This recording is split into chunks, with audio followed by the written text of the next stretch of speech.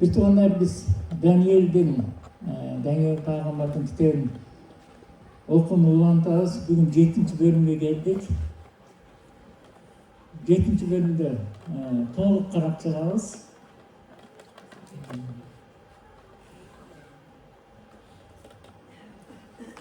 Bugün Daniel'den degile Daniel'den ayan kitabı dese bolчу да. Antkene biz Жакандан аян китебин окуйбуз го, анда келечек туурасында жазылганда, ушу келечекти көргөн экен Жакан. Так ошондой эле байыркы кезде дагы бир пайгамбар Даниэль ушул келечекти көргөн экен да, түшүндө көрүп, ушуну аян ачып алып, азыркы болуп аткан окуяларды, келечекте болуп турган окуялардын баардыгын ушул жазган экен да. 7. bölümde ошондой аяндардын бири жазылган. Babıl патшасы Белшатсардын патшалыгынын 1-жылында Даниэль төшөгүнө жатып түш жана пайгамбарчылык көрүнүштөрдү көрдү. Ошону алып түшүн баяндап жазды. Даниэль сөзүн баштап мындай деди: Түндө мен мындай көрүнүш көрдүм. Асмандын 4 чамалы улуу деңизде толкундап жатты. Анан деңизден бири экинчисине окшош болгон 4 жырткыч чыкты. Биринчиси арстанга окшош, бирок анын бүркүттүкүндө канаттары бар экен. Мен анын канаттары жулунгуча, өзү жерден көтөрүлүп, адамга окшоп бутуна тургуча карап турдум. Ага адамдын жүрөгү берилди. Экинчи жырткыч айга окшош экен. Ал бир каттал менен турду. Оозунда тиштеринин арасында 3 азуусу бар экен. Ага мындай деп айтылды: Тур, көп этке. Андан кийин ирбешке окшогон жырткычты көрдүм. Анын жонунда куштун 4 канаты бар экен. Ал жырткычтын 4 башы бар экен. Ага бийлик берилди. Ошондон кийин мен түнкү көрүнүштө өтө коркунучтуу, үрөйдү учурган, абдан күчтүү 4-чү жырткычты көрдүм. Анын чоң темир тиштери бар экен. Ал жеп жутуп, кыйратып, калган буттары менен тебелеп жатты. Ал мурунку жырткычтардан айырмаланып турду. Анын 10 мүйүзү бар эле. Мен ал мүйүздөрдү карап турдум. Ошондо алардын арасынан анча чоң эмес дагы бир мүйүз чыкты. Мурунку мүйүздөрдүн 3-өө анын алдында түйү менен жулунду. Ал мүйүздүн адамдын көздөрүндөй болгон көздөрү, текебер сүйлөгөн оозу бар экен. Акырында мен тактылар коюлганын көрдүм. Ага күндөрү байыркы отурду. Анын кийими аппак кардай аппак, башындагы чачтары таза жүндөй экен. Анын тактысы оттун жалындай, дөңгөлөктөрү жалындап күйгөн оттой экен. Күйүп турган бир оттуу дарыя чыгып, анын алдында агып жатты. Миңдеген адамдар ага кызмат кылып жатышты. Түмөндөгөн адамдар анын алдында турушту. Соттор отурушту, китептер ачылды. Ошол учурда мен текеберден сүйлөгөн мүйүздүн сөздөрү үчүн жырткыч өлтүрүлүп, денеси жанчылып отко ташталганын көрдүм. Башка жырткычтар да бийликтен ажыратылды, бирок алардын өмүрү белгиленген бир убакытка, бир мөөнөткө чейин узатылды. Мен түнкү көрүнүштөрдө адам уулуна окшогон бирөөнүн асман булуттары менен келе жатканын көрдүм. Ал күндөрү байыркыга келди. Аны күндөрү байыркынын алдына алып келишти. Ошондо бардык элдер, урлуулар жана улуттар ага кызмат кылышы үчүн ага бийлик, даңк жана патшалык берилди. Анын бийлиги өтүп кетпей турган түбөлүктүү бийлик. Анын патшалыгы кулагыс падышалык. Мен Даниэль коркуп кеттим. Көргөн көрүштөрүм тынчымдалды. Ошондо мен алдыда тургандын бирине жакындап барып, бул көрүнүштөрдүн баардыгынын чыныгы мааниси жөнүндө сурадым. Ал мага айтылгандардын маанисин түшүндүрүп берди. Бул 4 жырткыч жерден 4 патша чыгаарын билдирет. Андан кийин патшалыкты бардыгынан жогору тургандын ыйыктары кабыл алып, түбөлүккө, кылымдан кылымга патшалык кылышат. Ошондо мен баарынан айырмаланып турган эң коркунучтуу, темир тиштүү, жез тырмактуу, жеп жуткан, кыйраткан, ал эми калгандардын буттары менен тебелеп тепсеген 4-чү жырткыч жөнүндө, анын башындагы 10 мүйүз жөнүндө түшүп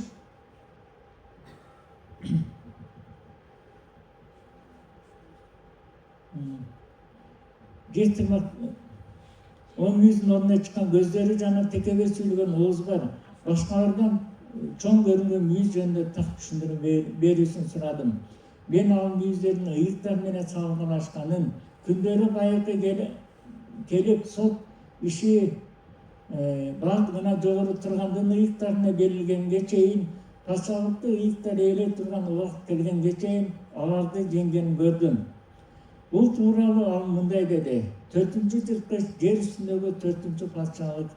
Ал бүт патшалықтардан айырмаланып, бүт жер жүзін жеп жұтып, теелеп тепсе қиратады. Ал эми 10 мүйіз бұл патшалықтан 10 патша шығарын билдирет. Алардан кейін мурдагылардан айырмаланған башка bir патшалық шығады.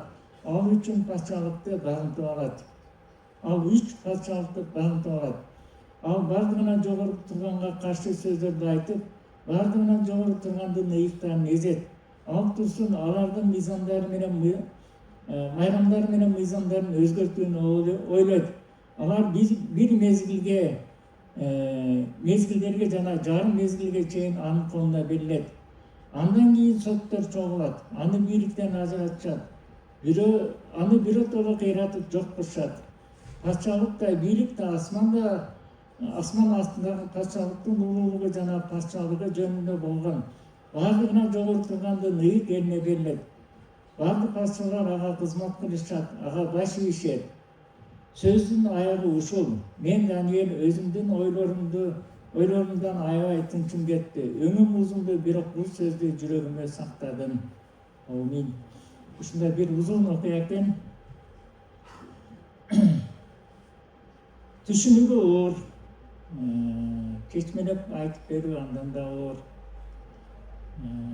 Карап изилдесек, бул жөнүндө көп эле түшүндүрмөлөр бар экен да. Анан биз аларды мындай чындыкка жакыныраак жерден карап чыгабыз да. Түштүн кыскача мазмуну мындай экен. Даниэл түн ичинде түш көрдү. Анан 4 жаныбар көрүптүр, алар жырткыч эле. Төртөдөн бүлүндүргөн, жеп жуткан жаныбарлар болчу. 4-нчүсү өзгөчө экен. Анан бир убакта асмандагы Кудайды көрдү. Иса Машахты көрдү. Тиги 4-нчү жырткыч өлтүрүлүп, ал жок болгондо анан жер үстүндөгү бүт бийлик ошол Иса Машахка, ага ишенгендерге берилди. Кыскача мазмуну ушундай экен да.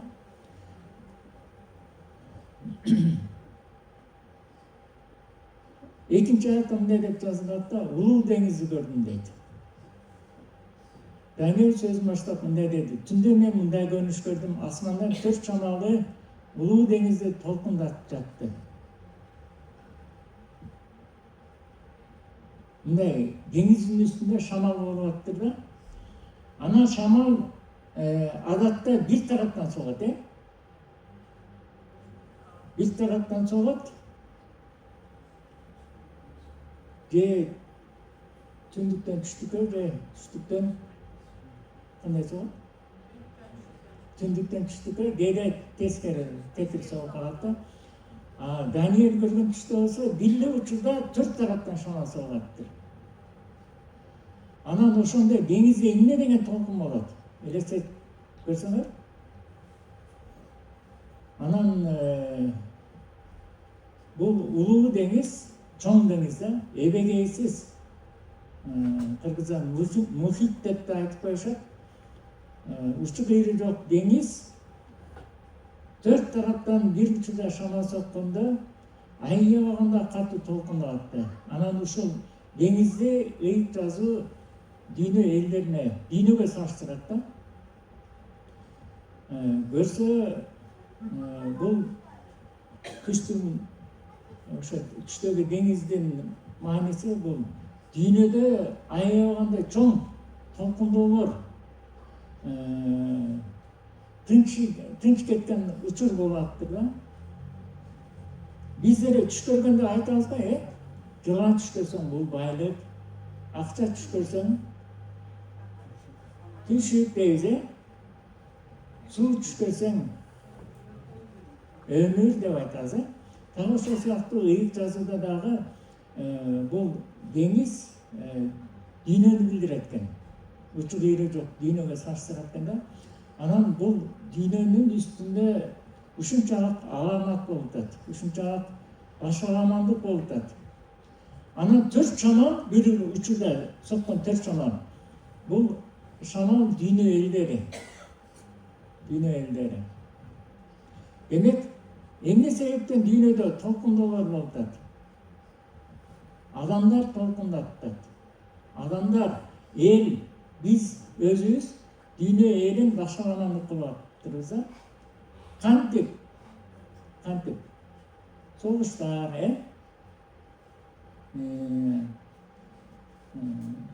ачачылык, орусуздук дегеле дүйнөдө мындай тынчтык жок экен.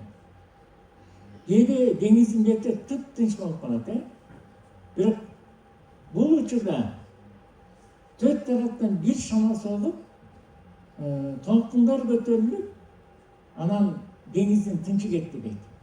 Тынчы кетти дейт да. Бүгүнкү күндө дүйнө тынчы жок. Бул дүйнөнүн тынчы эч кандай кеткен. Согуштун артынан согуш бүгүнкү күнгө чейин болуп атат да. Мына эми бир жерде согуш бүттү десең, башка жерден башталганын угабыз да. Анан биз расилдеп десек болот, Кыргызстан тынч жашап атабыз. Биз ушунчалык Кудайга шүгүрчүлүк кетсек болот. Анан бүгүнкү күндө Россия, Украина, жакынкы чыгышта Палестина, Израиль, Ливан, Иранда бүгүн согуш болуп атат. Анан сектор Газада, бардык жерде согуш. Анан бир жерде басым десек, экинчи жерде бул нерсе токтобой дагы деле болуп атат да. Анан деңизден, үчүнчү аят, деңизден бири экинчисине окшогон 4 жырткыч чыкты дейт. Ошол улуу деңизден, башкача айтканда, дүйнөдөн бири-бирине окшогон 4 жырткыч чыккан экен.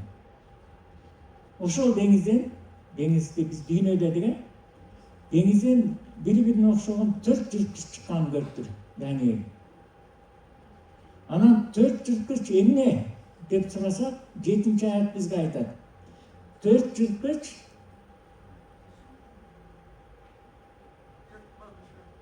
4 патшалык, жерден 4 патшалык чыгат дейт, бул дүйнөдөн. Демек, бул дүйнөдөн 4 патшалык чыкканын көргөн экен да. Анан ал эмне деген патшалык?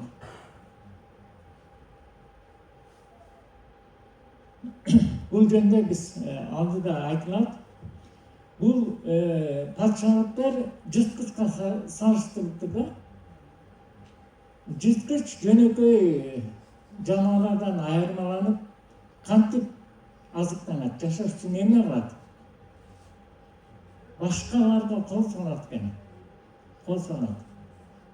Эгерде биз уйду, койду, тоотекесин, анан башка жаныбарларды карасак, коёнду, алар эмне кылат жашаш үчүн? Жер жемиш жешет, азыктаныш үчүн. Чөптүн гүлдөрүн, жамырактарын жешет, мисалы жираф, ошондо чоң, аябаганда чоң эбегес эме деле, пил деле чөп жейт. Жираф деле чөп жейт. Жана буйволдор деле чөп жейт. Ал азыктаныш үчүн башка тирүү жанга кол созбойт экен да. А жырткычтар эмне кылат? Жашаш үчүн башка бирөөнү өлтүрөт, башка жаныбарды өлтүрөт. Анан бул 4 патшалык 4 жырткычка салыштырылыптыр. Уюга койгон эмес, 4 жырткычка салыштырылыптыр да. Демек, бул патшалыктар жөнөкөй патшалыктар эмес экен. Бул патшалыктар өзүнүн бийлигин орнотуш үчүн, өзünün territoriyaсын kengeytiş için emne kılat? Başka ülkelerde, başka memleketlerge kol salgan ayağınday zulüm, ушундай тиран патшалыктар болуп аткан да.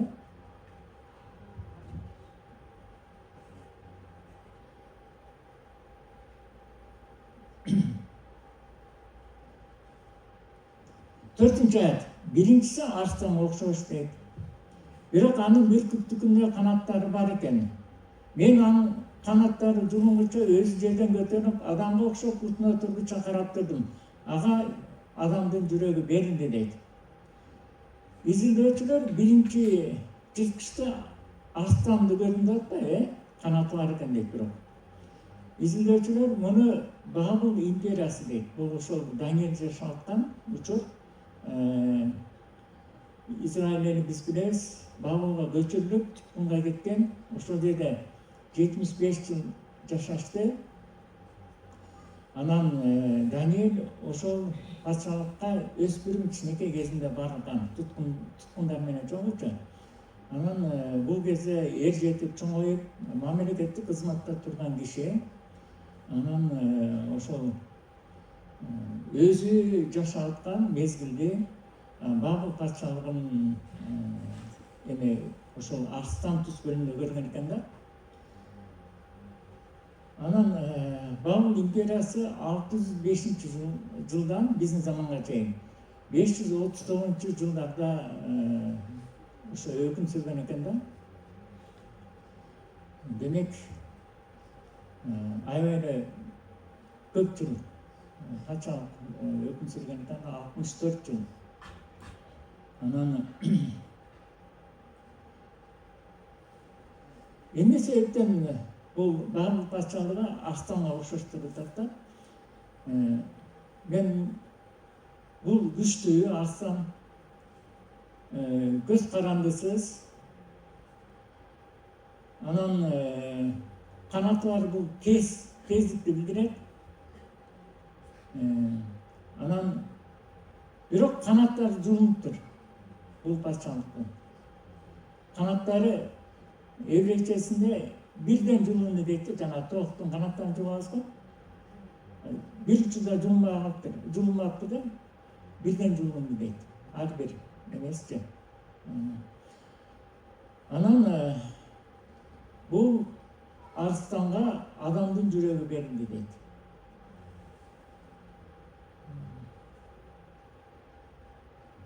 Демек ал адамга окшоп эки бутуна турду дейт, аркы буттарына турду дейт да. Бул жөнүндө мындай толук түшүндүрмөнү таап алган жокмун. Ошон үчүн мен адамдын жүрөгү берилди дегенге мен азыр эч нерсе айткым келбейт. Балким келечекте ачылат, анткени бизден күчтүү изилдөөчүлөр буга жооп таап албаптыр. Тапкандар бар экен, бирок мен ага ыраазы болгон жокмун да. Ошон үчүн балким бул келечекте ачып береби бизге белгисиз. Бирок арстан, канаты бар арстан болсо дагы бул деле убактылуу жашаптыр. Убактылуу өкүм сүргөн экен. Деги эле Бабыл патшалыгынын ошол Бабыл шаарынын бүгүнкү эмесин урандырганын караса, ал жерде канаты бар арстандын сүрөттөрү көп кездешет экен да. Деги эле ар бир мамлекеттин өзүнүн символикасы бар. Анан изилдөөчүлөр ушул Бабыл патшалыгынын символикасы ошол канаттуу арстан деп айтышат да. Кыргызстандын символикасы кандай? Бүркүт, дагы бирөө бар. Агыл-бирс. Бүркүт, агыл-бирс. Россияныкы? Аю,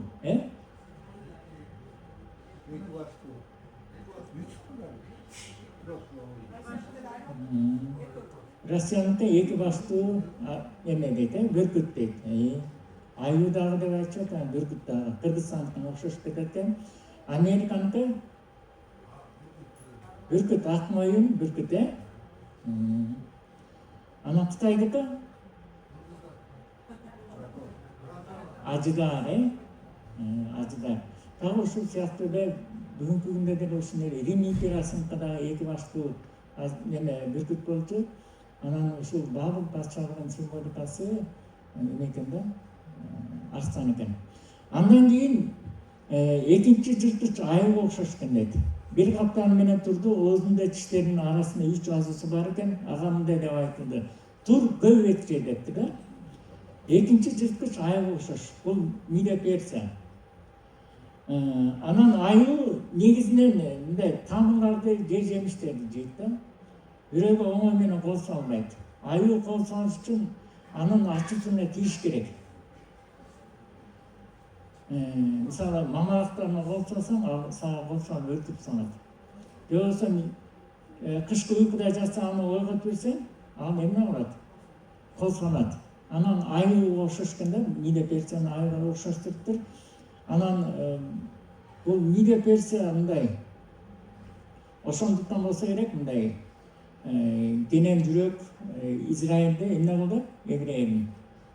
Ага үстөмдүк кылбастан аны эмне кылды? Кир патша. Өзүнүн мекенине барып, Иерусалимде тургузуп, мекенинде жашай бер деп койгон экен да.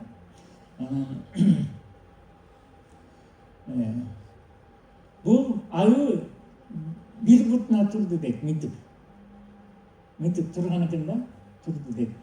Анан бүгүнкү күндө изилдөөчүлөр айтат, Мидия менен Персиянын союзунан куралган бул империя көбүрөөк бир каптан болгон экен да, Персия күчтүүрөөк болгон экен. Персия бул жерде бул империяда көбүрөөк күчтүүрөөк ролду ойногон экен да. Анан 3-бешинчи аят, 6-ncı аят. Андан кийин илбиске окшогон жырткычты көрдүм. Анын жонунда 4 куштун 4 канаты бар экен, ал жырткычтын 4 башы бар экен. Ага бийлик берилди. Бул Грек империясы биздин заманга чейин 330-168-жылдары биздин заман 168-жылдары бийлик кылган. Илбиске окшоптур. Илбис аябай тез чуркаган жаныбар. Андан сырткары 4 канаты бар экен.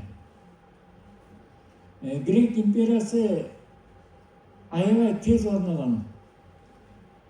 Александр Македонский 33 жашында ушул империяны курап бүткөн. Чат-чаш бала экен ал кезде. Бирок маляриядан каза болот. Анын 4 аскер башчысы бул империяны 4кө бөлүп алган экен да. Ошондуктан бул илбистин 4 канаты, анан 4 башы бар. Андан кийин 7-8 аятта ошондон кийин мен түнкү көнүштөрдө өтө коркунучтуу, үрөйдү учурган абдан күчтүү 4-чү жырткычты көрдүм. Анын чоң темир тиштери бар экен, ал жеп жутуп кыйратып, калган буттары менен тебелеп, ал мурунку жырткычтардан айырмаланып турду. Анын 10 мүйүзү бар эле, мен ал мүйүздөрдү карап туруп, ошондо алардын арасына анча чоң эмес дагы бир мүйүз чыкты. Мурунку мүйүздөрдүн 3-өө анын алдында түйү менен жулунду. Ал мүйүздүн адамдын көздөрүнө болгон көздөрү текебечилген оозу бар экен дейт да. 4-чү жырткыч, жана жерден чыккан 4 патшалыктын 4-чүсү белгисиз бирок коркунучтуу, аябаганда эбегейси зор, үрөйдү учурган бул жырткыч экен, булдай жырткыч. Андай табиятта жок. Даниэль бул жырткычты көрүп, анан айылга да эч нерсеге салыштыра албаптыр да, бир жырткыч деп белгисиз. Анан мунун темир тиштери бар экен, темир сынбай турган тиштери бар экен. Ал кезде эң бекем нерсе жаратылышта темир болчу да. Темир ал жеп жутат, кыйратат. Анан жебей калганын тебелейт экен да, таптайт экен буттары менен. 10 мүйүзү бар экен. Анан 11-чү мүйүз чыкканда 3 мүйүз түйүнөн оңколуп түшүп калыптыр. Анан жана акыркы чыккан мүйүздө адамдыкындай көздөр бар экен. Анан ал мүйүздүн оозу да бар экен. Анан Кудайга шек келтирип, Кудайга тил тийгизип, кара сөздөрдү айтып, сөгүнүп кагынган оозу бар экен да. Ушунчалык ыкылас оозу бар экен.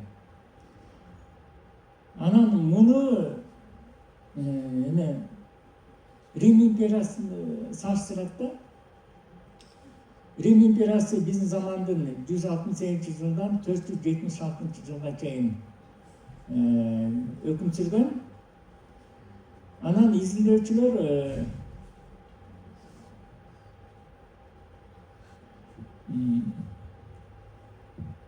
бул империя анткени Грек империясынан кийин келип атпайбы, Илбистен кийин бул келди. Ошондуктан Грек империясынын ордуна Рим империясы орногон. Ошондуктан бул логический Рим империясы деп айтышат да. Бирок муну келечекте пайда боло турган империя деп да айтышат.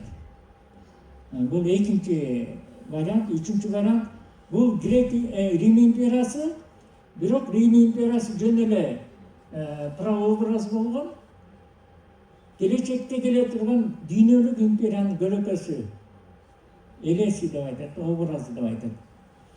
Анан деги эле карап көрсөк, Рим империясы 476-жылы жок болгон. Бүгүнкү күндө Рим империясы жок. Бирок бул империя бүгүнкү күндө дагы жашап аткандай туюлат да, бул империячы. Анан ошондон улам Рим империясы да болушу мүмкүн, анан келечекте келе турган империя болушу да мүмкүн деп болжогондор да бар да. Бул жырткычты Даниэль кандай сүрөттөп атат? Алгач эле абдан коркунучтуу дейт. Үрөйдү учурган аябагандай күчтүү жаныбар дейт. Жана буга чейинки 3 патшалыктан көбөсү алдаганча күчтүү экен. Анан алдаганча коркунучтуу экен. Анан экинчи белгиси, анын чоң темир тиштери бар дейт. Тиш бул кол салуунун куралы. Тиш. Азуулуу жаныбарлар, жырткычтар. Алар бирөөгө кол салмайын жашабайт. Мен жогоруда айттым, Демек мунун 4 азуусу бар экен. Үстүндө 2, астында 2 болсо керек. Анан демек бул патшалык абдан куралданган патшалык экен. Армиясы эбегейсиз күчтүү экен. Курал жарагы, техникасы, авиация ишибисе жоопкерлери миллиондоп саналат экен, көп экен. Күчтүү бир империя экен. Анан үчүнчү белгиси бул жырткычтын жеп жутат дейт. Баарын жолунан кездешкен баарын жеп жутат дейт. Анан желбей калганын буту менен тебелет дейт. Тебелет дейт да. Демек бул империя кандай? Бул баары менен согушат. Баарына кол салат.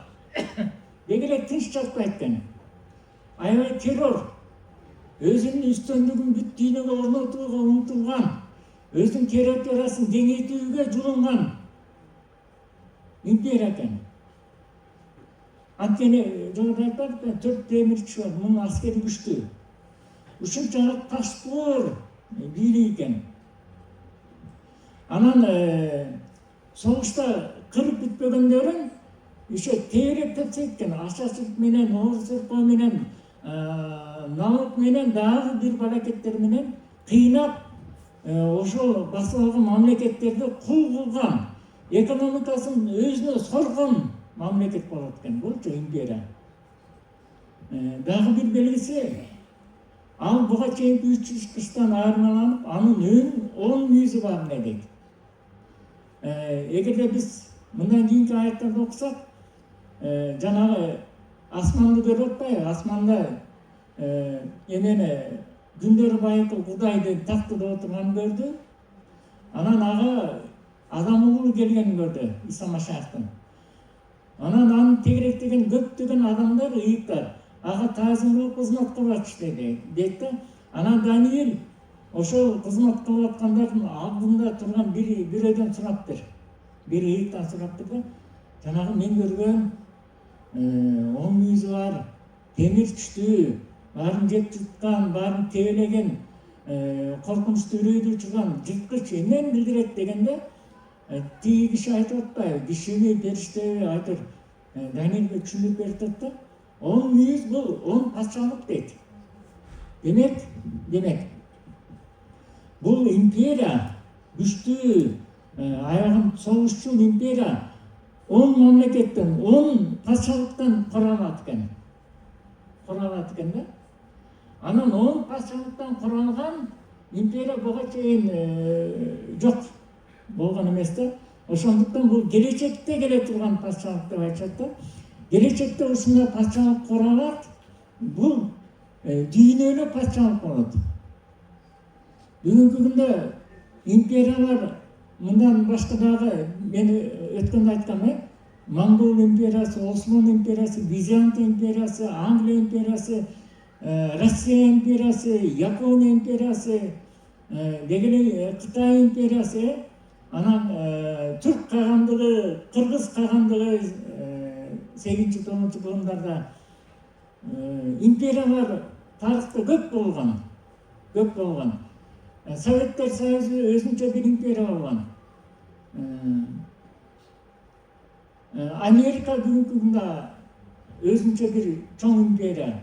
Кытай империя. Дегеле мындай империялар Даниилдин учурунда болгон, андан кийин болгон, бүгүнкү күндө да бар экен да. Бирок бүт дүйнөнү бир империяга бириктирген империя буга чейин болгон эмес. Анан келечекте болот экен.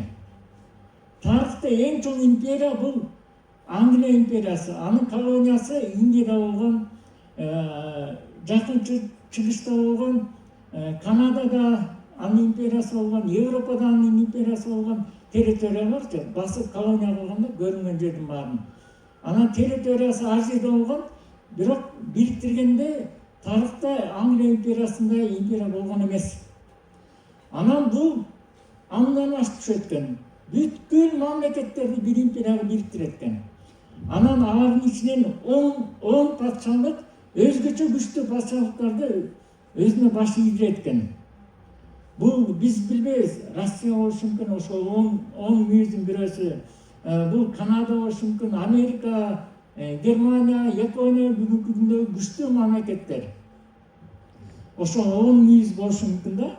Анан 10 мүйүздүн эмеси аз бүгүнкү күндө ошого барат аз. Мен өткөндө айттым, бүгүнкү күндө ачачылык болуп атат, кымбатчылык, согуштар, оорусуздар чыгып атат, ар кандай эпидемиялар тарап атат, кылмыштуулук көбөйдү. Мурда телевизорду иштетсек, жакшы жаңылыктарды көрүбүз. Бүгүн Инстаграмда ачасың, эмнени ачсаң, киши өлтүрүптүр, анан мынтиптир, уурдаптыр, авария болуптур, ушундай нерселерди көп көрөсүң да. Айбирин тейлептир, бирөөнүн үйүнө кирип өлтүрүп кетиптир.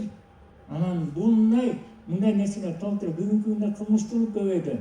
Анан ушулардын баары атайын жасалма жол менен болуп атат. Бүгүнкү күндөгү бүт согуштун баардыгы ачачылык. Эмне себептен адамдар кыйналганда жанагы келе турган император эмне дейт? Келгиле, бүттү эме, согушту токтотолу, ынтымакта бололу, бир валюта чыгаралы, границаларды кирип чыгуу Советтер Союзунда оңой болсун. Баарыбыз бир системага, бир экономикага кирели, медицина чогуу болсун, бүт бардыгы эме болот, бир императорго, бир бийликке баш ийет. Анан алардын негизи болуп 10 мамлекет, 10 мүйүз турат да. Анан демек бул 10 мүйүздү көргүндө, анан 10 мүйүздүн арасынан 11-ci мүйіз чыгыптыр. 11-ci мүйіз чыкканда анын тегерегиндеги 3 мүйіз эмне болду? Оңкорлуп түшүп калды дейт да. Демек, кийин жанагы ыйык адамдан Иса сураганда 11-ci мүйүздү да түшүндүрүп атат да. Жанагы акыркы чыккан мүйүзгө 3 падышалык бийлигин берет дейт. Демек, 3 падышалык ошол келечектеги императорго берилет. 3 мамлекетке.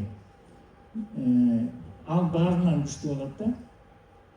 Анан муну бүгүнкү күндө антихрист деп айтышат, келечекте келе турган. Ал ушундай бийлик орнотот, бүткүл дүйнөнүн императору болот. Анан бирок анан ал мүйүзү эмне дейт? Мүйүздүн көздөрү бар адамдыкындай, анан оозу бар дейт. Оозунда карайт кирип, агыт кирип, карайт чыгат дейт. Ушунчалык жаман ыклас сөздөрдү айтат. Анан тили камчынын уусундай Кудайга дагы акарат айтып сөз тийгизет дейт да. Анан бул мүйүз, бул жырткыч ыйыктар менен согушат дейт. Ыйыктар менен согушуп, ыйыктарды жеңет дейт. Демек, ыйыктар ким? Кудайдын эли биз. Ал биз менен согушат экен. Бизди жеңет экен. Мындай эме кылат окшойт. Бизге да аял колду көрсөтөт окшойт да. Кудайдын элинечи. Колду көрсөтүп, көптөгөндөр ишенимне кайтышы мүмкүн. Ошондуктан бир тууганда келечекте ушундай сыноолорду Кудай жиберет экен да. Анан бул убактылуу болот дейт. Убактылуу болот дейт. Анткени эме 25-аятта акыркы пайда болгон падыша ыйыктардын буга бир мезгилдерге жана жарым мезгилге чейин бул жырткычка бийлик берилген экен да. Демек, бир мезгилдер, анан жарым мезгил. Бир мезгили 1 жыл деп айтышат бүгүнкү мезгилдөөчүлөр. Мезгилдер 2 жыл, анан жарым мезгил бул жарым жыл. 3 жарым жыл бул өзүнүн бийлигин жүргүзөт экен. Өзү патшалыкка 7 жарым жыл келет, бирок 3 жарым жыл ыйыктарга каршы согушат. Тактыга отуруп алгандан кийин. Анан бирок биз көрүп турабыз, эме сотту көрдүм дейт, патша күндөрү байыркы Кудай отурат, оттуу эмеде тактыда отурат. Анан китептер ачылды дейт. Ар бирибиздин жашообуз жазылган китептер бар. Анан эмне болду дейт? Тиги патшалыктар соттолуп, бул жырткычтан эмне болду? Патшалык тартып алынып, анан өзү жок кылынды дейт. Демек, 3 жарым жыл ушундай катуу сыноо болот экен ыйыктарга каршы. Бирок бул кыска убакытта бийликке келет, анан бирөөтөрдө жок болот экен. Жок болот. Мына ушундай бир туугандар сөзүн жыйынтыгында эмне деп айткым келет. Жердеги патшалык дайыма жырткычка окшош экен. Кайсы бийлик, кайсы империя келбесин, согуш жолу менен келет, Кайсы мамлекет, кайсы империя түптөлбөсүн, бүт бардыгы согуш менен кандын үстүнө түптөлөт экен да. Мына Советтер Союзу деле согуштан кийин орногон, Монгол империясын айткандаган, Осман империясы бүт согушуп, Византия тарыхта болгон баардык патшалыктар согуштун эсебинен территориясын кеңейтет, согуштун эсебинен үстөмдүккө келет. Кан төгүн эсебинен бийликке тактап отурат экен да императорлор. Анан деги эле бул дүйнөдөгү биз Кыргызстан тигин территориясына ээ болуш керек, Кыргызстан жерин кеңейиш керек дегендай эмелерге биз макул болбошубуз керек да. Биз кайсы мамлекетте жашасак дагы сыйынып, Кудайдын тынчтыгын сурап, согуш болбосун, эл аман болсун, эл ичинде мен аман болайын, үй бүлөм аман болсун деп ушундай Кудайдан тиленип жашашыбыз керек. Анан бирок биз бул нерсе биздин колубузда эмес. Жогоруда айткандай, империя орногондо, деги эле мамлекет түптөлгөндө ушундай төңкөрүштөр, ушундай согуштар болбой койбойт экен. Анткени бийлик орнош үчүн башка бийликти жоготуш керек да. Мен бийлигимди ал, мен территориямды ал, мен үстүмдөн үстөмдүк кыл деп эч бир мамлекет айтпайт да. Аны күч менен басып алат. Ошондуктан биз каалабайбызбы ушундай сыноолор келиши мүмкүн. Ушундай сыноолордун эң чоңу келечекте күтүп турат. Анткени глобалдык бүткүл дүйнөлүк бийлик орнойт 7 жылга. 3,5 жыл алардын арасында 3,5 жыл Кудайдын элине каршы катуу куугунтук болот. Көптөгөндөр ишенимден кайтат экен. Ошондуктан бир туугандар эмитен бекемделели, эмитен биз балдарыбызды бекемдейли, өзүбүз бекемдейли, туугандарыбызды, жыйыныбызды калтырбаганга аракет кылалы бир туугандар.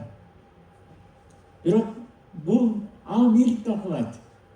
Тарыхта эч бир түбөлүктүү бийлик болгон эмес. Бул бүткүл дүйнөлүк бийлик да кулайт. Андан кийин Кудайдын патшалыгы келет. Андан кийин Кудайдын бийлиги жер үстүнө орнойт экен. Мына ошондо ким ишенимдүү бойдон калса, бир туугандар, ошол бийликтин, ошол патшалыктын бир мүчөсү боло алат. Ошол патшалыкка кире алат экен. Ошондуктан бир туугандар, биз жер үстүнө бийликке, жер үстүнө империяга байланбай эле, биз Кудайдын патшалыгы жөнүндө көбүрөөк ойлонолу, жашкалар айталы, көптөгөн адамдарды ишенимге келтирели. Анткени Кудайдын патшалыгы ал түбөлүктүү патшалык. Аны эч бир күч кубат албайт. Келгиле бир туугандар, азыр биз сыйынабыз, Амин. Рахмат улуу Кудайыбыз, биз сага ырайчылык келтиребиз, сен ушул келечекти ачып бергениңе, келечекте ушул сенин элиң бүткүл дүйнөлүк патшалыктын эли болот, Кудайым. Шайтан жок болот, зордук, зомбулук жок болот, ачачылык болбойт, Кудайым, согуштар, аламаттар болбойт. Ушулардын баардыгы түп тамыр менен жуулунат, Кудайым. Анткени ушунун баарынын үстүндө турган антихрист, шайтан жок болот. Кудайым, рахмат, ырайчылык келтиребиз. Бизди болсо аягына чейин ишенимдүү болгонго, өзүбүздү таза сактаганга жардам бер, Кудайым. Кудайым, ушул туткан элек ата-энелерибиз, балдарыбыз, неберелерибиз тутканып калсын. Ушу акыркы сунар тартылганда, сен патшалыгына бизди алып кеткенде эч ким өсүп калып калбайлы, Кудайым. Рахмат, ырайчылык келтиребиз. Анан биз ушу филиалдар үчүн сыйынабыз. Кыргызстандагы баардык биздин филиалдарыбызды сен кичинекей үйлөрүндө өзүң сакта, өзүң бекемде, Кудайым. Ошолор дагы да өспөй сен жарың болуп büyük dursun. Алар аркылуу өзүң патшалыгың кеңейсин, Кудайым. Биздин балдарыбызды, келечегибизди, жаштарыбызды өзүң алкышта бекемде. Жаштарыбыз көбөйсүн, балдарыбыз көбөйсүн, Кудайым. Рахмат, биздин улуу Кудайыбызга Иса Машактын ар күчүнө даңк айтабыз. Амин.